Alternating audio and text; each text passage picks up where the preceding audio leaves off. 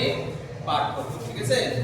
তার আগে মানে আকাশের সাতটি তারা কবিতাটি পড়ার আগে আমরা কবি সম্পর্কে দুটার কথা আগে জেনে নেব। হ্যাঁ, তো আকাশের সাতটি তারা কবিতাটি লিখেছেন কবি জীবনানন্দ দাশ। হ্যাঁ, নামটা মনে রাখতে ভালো করে, জীবনানন্দ দাশ।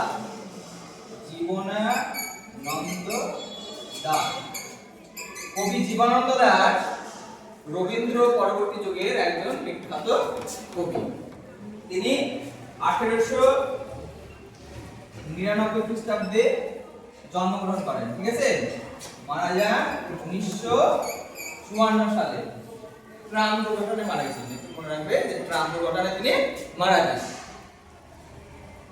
জীবনানন্দ দাশ অনেক কাব্য, বহু কবিতা লিখেছেন। তার প্রথম যে কবিতার বই মনে রাখবে ঝরা পালক। প্রথম কবিতার বইয়ের নাম কি বললাম? ঝরা পালক।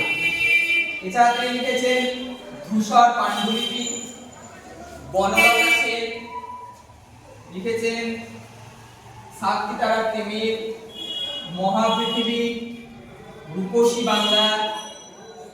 তো আমাদের যে পাঠ্য কবিতাটি আকাশের সাতটি তারা, এটি নেওয়া হয়েছে কিন্তু রূপসী বাংলা কাব্যগ্রন্থ থেকে। হ্যাঁ, এটা কিন্তু আমাদের অবশ্যই মনে রাখতে হবে। মূল গ্রন্থের নাম কি বললাম তাহলে? রূপসী বাংলা। রূপসী বাংলা যে কাব্যগ্রন্থ, এই কাব্যগ্রন্থ থেকে আমাদের আজকের পাঠ্য কবিতা আকাশে সাতটি তারা নেওয়া হয়েছে, ঠিক আছে? তো রূপসী বাংলা কাব্যে আলাদা করে কবি কবিতাগুলোর নামকরণ করেনি, 1 2 3 এইভাবে সংখ্যা হিসাবে আছে। সেই জন্য কবিতার যে প্রথম লাইন সেই অনুযায়ী নামকরণগুলো হয়ে থাকে। তো আকাশে সাতটি তারা এটা আমাদের মধ্যশিক্ষা পর্ষদ এই নামকরণটা করেছে। তোমরা 40 নম্বর পৃষ্ঠাটা খুললো। আমি আগে কবিতাটি কি করব, সরব পাঠ করে তোমাদের বোঝানোর চেষ্টা করব। আমরা একসাথে পড়ব। কবিতার প্রথমে কি আছে? আকাশে সাতটি তারা যখন উঠেছে ফুটে, আমি এই ঘাসে বসে থাকি। কামরাঙা লাল মেঘ যেন মৃত মণিয়ার মতো গঙ্গা সাগরের ঢেউয়ে ডুবে গেছে। আসিয়াছে শান্ত অনুগত বাংলার নীল সন্ধ্যা, কেশবতী কন্যা যেন এসেছে আকাশে।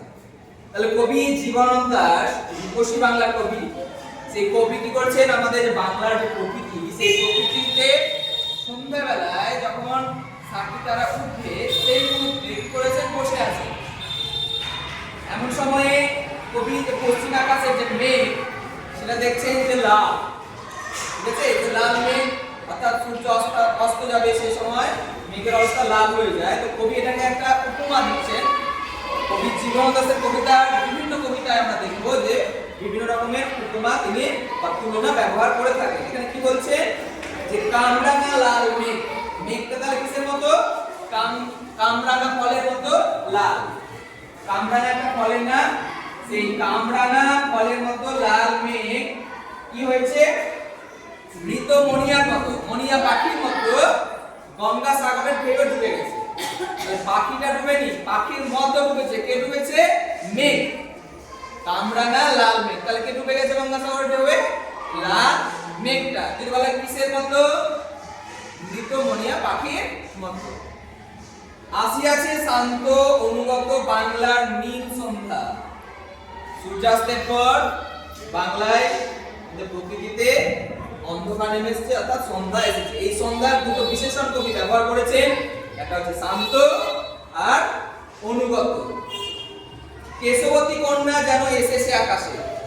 কেশ, কেশ মানে কি? চুল, তাই তো?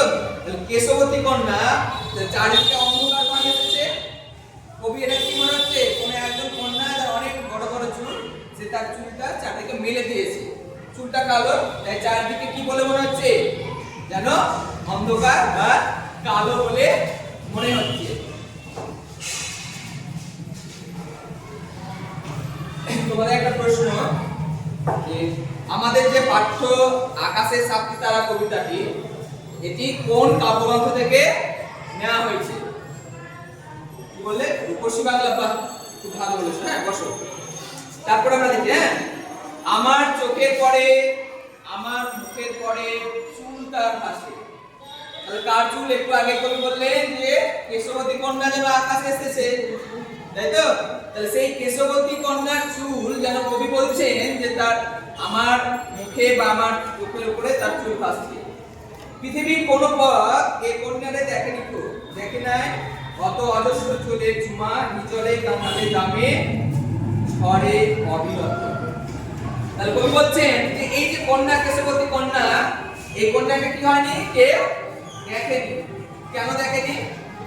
কোন পথে এসেছে দেখেনি? এটা কবি কল্পনা। কবি যেহেতু কল্পনা করছেন, কবি কাল্পনিক ভাবে অন্ধকারকে তুলনা করছেন কেশবতী কন্যার সঙ্গে, তাই এই কন্যাকে কেউ দেখেনি।